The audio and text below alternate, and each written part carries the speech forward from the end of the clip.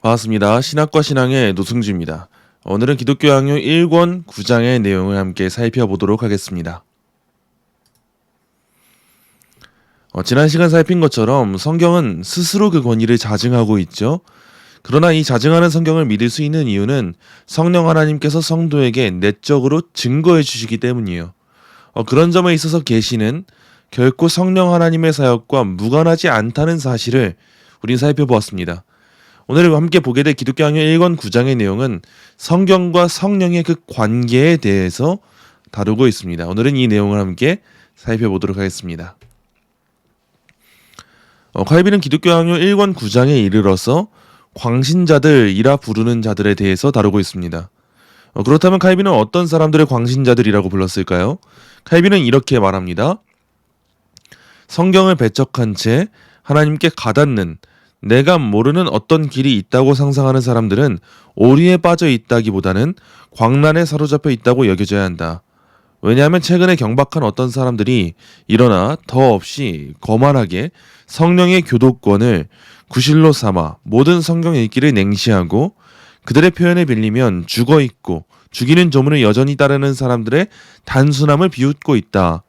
그러나 나는 성경의 가르침을 유치하고 비천하다고 감히 경멸하는 사람들은 도대체 무슨 영의 기운으로 그렇게 숭고한 지경에 오르게 되는지 알아보고 싶다. 여기서 칼빈이 말하고 있는 광신자들, 성경을 경박하게 여기고 성경을 막 죽어있고 죽이는 조문이다 라고 평가하는 이 광신자들, 특별한 그런 영을 따르는 자들, 이 광신자들은 어떤 사람이었을까요? 로버트 레이몬드는 이렇게 말합니다.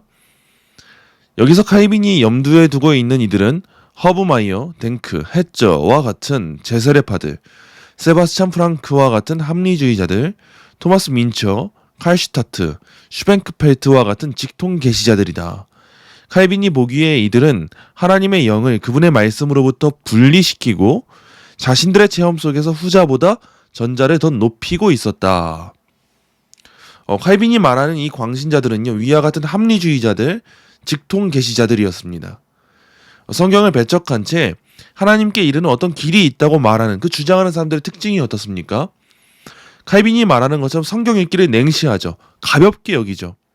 그리고 성경을 읽는 자들, 그 교리를 배우는 자들, 그 교훈을 배우는 자들을 죽어있고 죽이는 조문을 여전히 따르는 사람들이라고 비웃습니다. 그러나 칼빈은 이들에게 묻는 거예요. 성경을 경멸하게 하고 멸시하는 영이 그들이 믿고 따르는 영이라면 그 영은 대체 누구의 영이냐라는 것이죠. 칼빈은 이를 역사적으로 입증합니다. 먼저는 사도들과 초대교회 신자들의 경우로 예를 들어요. 사도들과 초대교회 신자들의 경우 하나님의 말씀을 경멸하는 방식으로 성령의 일하심을 추구한 자들이 누가 있었는가, 이걸 먼저 예로 듭니다. 그리고 둘째로 바울의 경우를 예로 들어요. 바울은 셋째 하늘에 이끌려 갔을 때에도 율법과 선지자들의 가르침으로부터 유익을 얻는 일에 등한시하지 않았다는 것이죠. 그 말씀과 무관한 삶을 살지 않았다는 거예요. 또 바울은 월등함을 이미 갖춘 교사 디모데에게 디모데전서 4장 13절에서 읽는 것에 전념하라 라고 권면하지 않습니까? 또한 바울 자신도 성경의 가치를 높이면서 교훈과 책망과 바르게 함과 의로 교육하기에 유익하니 이는 하나님의 사람으로 온전하게 하려 함이라 라고 성경에 대해서 말하지 않습니까?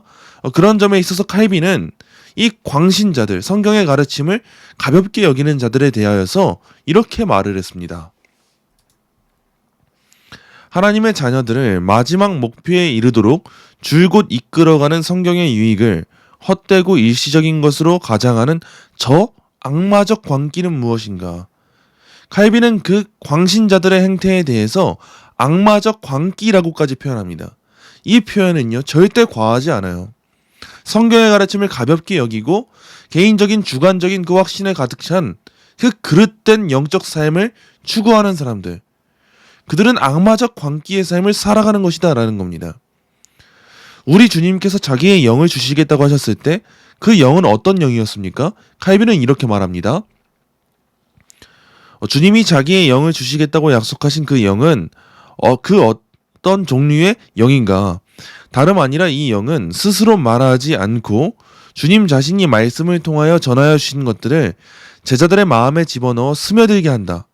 그러므로 우리에게 약속된 영의 임무는 새롭고 듣지 못한 계시들을 만들어내거나 새로운 종류의 가르침을 조작하여 우리가 받아들인 복음의 가르침으로부터 멀어지도록 하는 것이 아니라 복음을 통하여 우리에게 권해지는 바로 그 가르침을 우리 마음에 각인시키는 데 있다.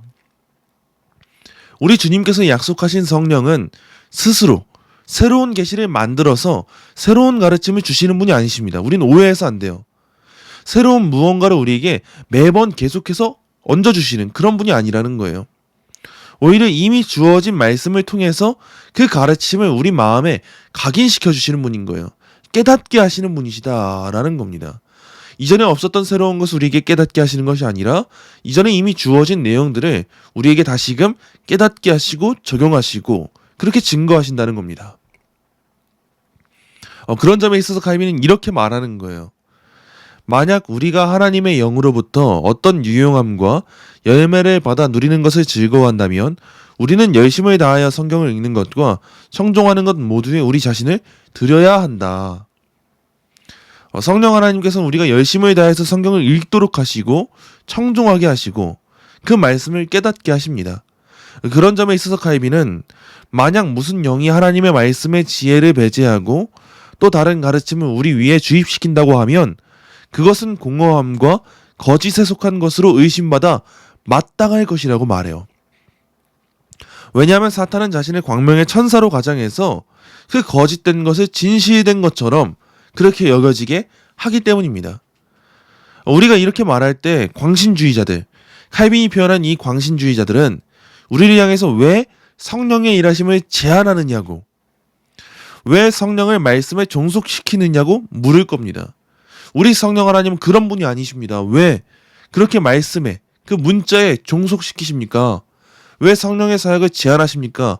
성령은 다 하실 수 있지 않습니까? 이렇게 물을 거예요. 이와 같은 반문이 가장 많습니다. 이는 칼빈 시대나 오늘날의 시대나 다름이 없죠. 그러나 칼빈은 이와 같은 반문을 바로 잠재워 버립니다. 칼빈은 이렇게 말했습니다. 성령이 성경의 저자이시다. 그는 변화될 수도 그 자신과 다를 수도 없으시다. 그러므로 그는 성경에 한 번 자기를 보이신 그대로 영원히 계심이 마땅하다. 이보다 명쾌한 문장이 어디 있습니까? 성령 하나님이 성경의 저자세요. 그 성령 하나님은 변화될 수도 없으시고 그 자신과 다를 수가 없으십니다. 그 자신의 속성에, 그 하나님의 하나님 되심에 다른 일을 하실 수가 없다는 거예요. 그러므로 그는 성경에 한 번 자기를 보이신 그대로, 그 일하심의 방식 그대로 영원히 동일하게 계신다는 겁니다. 성령께서 성경의 저자인데 어떻게 성경을 벗어나서 자기 자신의 일하심의 방식과 달리 일하실 수 있겠느냐는 것이죠. 하나님께서는 성령을 통하여 말씀이 효과적으로 마음에 새겨지게 하십니다. 바로 그러한 방식으로 그리스도를 우리에게 제시하시는 거예요. 우리는 다음과 같은 칼빈의 서술에 주목해야 합니다. 칼빈이 이렇게 말했어요. 하나님이 사람들에게 말씀을 드러내심으로써 그것을 매개체로 삼고자 하신 것은 자기 영의 임재가 있을 때 말씀을 없애려는 의도로 잠시 전시하시기 위함이 아니었다. 오히려 하나님이 동일한 성령을 내려 보내셔서 그 능력으로 말씀의 경륜을 수행하신 것은 말씀의 효과적인 확정으로 자기 일을 이루고자 하심이었다. 성령이 임하시니까 말씀이 쓸모없게 된 것이 아닙니다. 예수님이 자기의 영을 우리에게 보내시니까 이전에 존재했던 그 말씀이 무의미해지고 무가치해진 게 아니에요. 오히려 성령이 임하시니까 특별 계시로서의 주어진 말씀이 성도들의 마음 가운데 새겨지게 된 거예요. 명확해지고 선명해진 겁니다. 헤르만 바빙크는 신학의 근본 원리, 프린키피아라고 하죠. 이 신학의 근본 원리를 설명하면서 이렇게 말했습니다. 우리는 신학을 위한 세 가지 근본 원리들을 확인하게 된다. 하나님은 본질의 원리이고, 성경은 외적 인식의 원리이고, 성령은 내적 인식의 원리이며, 신학의 원리들은 따라서 삼위일체적이다. 성부가 로고스인 성자를 통해 성령 안에서 자신의 피조물에게 전달하신다. 이 헤르만 바빙크가 제시하는 신학의 근본 원리, 이 프린키피아를 이해하는 것은 매우 중요합니다. 성부 하나님께서 본질의 원리가 되시고 성자 하나님, 말씀, 그 로고스께서 외적 인식의 원리가 되시고 성령 하나님께서 내적 인식의 원리가 되신다는 이 신학의 근본 원리를 우리가 바르게 이해할 필요가 있어요. 말씀과 성령은 결코 무관하지 않습니다. 그 원리가 서로 상호작용하지 않는 그런 별개로 일하는 그러한 매개체가 아닙니다. 그러한 대상들이 아닙니다. 성부 하나님께서 어떻게 자기 자신을 드러내십니까? 어떻게 계시하십니까? 성자 하나님, 그 말씀이신 성자 하나님을 통해서 성령 안에서 우리에게 자신을 계시하시기 때문이에요. 우리가 하나님을 알게 되는 방식이 그렇습니다. 말씀이라는 외적으로 주어진 인식의 원리가 있는데 외적으로 주어진 이 인식의 원리는 그냥 우리에게 심어지지 않습니다. 그냥 우리가 깨닫게 되지 않습니다. 그냥 인식하는 내용이 아닙니다. 어떻게 참되게 인식할 수 있습니까?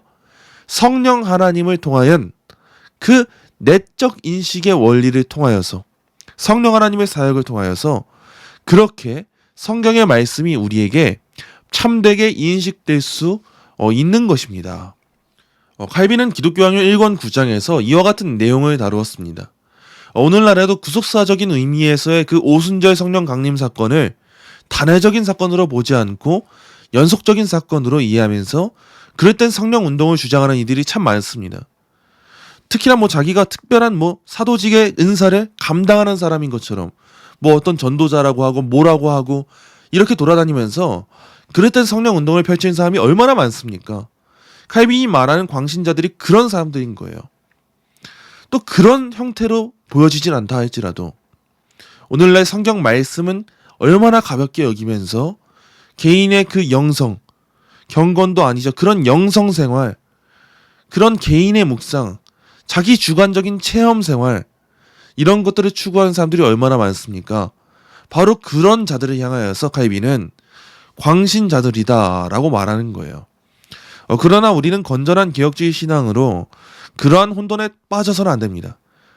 우리는 성령 하나님께서 그러한 방식으로 말씀과 별개로 일하시지 않는다는 것을 명확하게 하면서 말씀과 성령의 이 내적 인식의 원리와 외적 인식의 원리가 바르게 상호작용하는 그 신학의 근본 원리를 우리가 추구해 나가야 되는 거예요.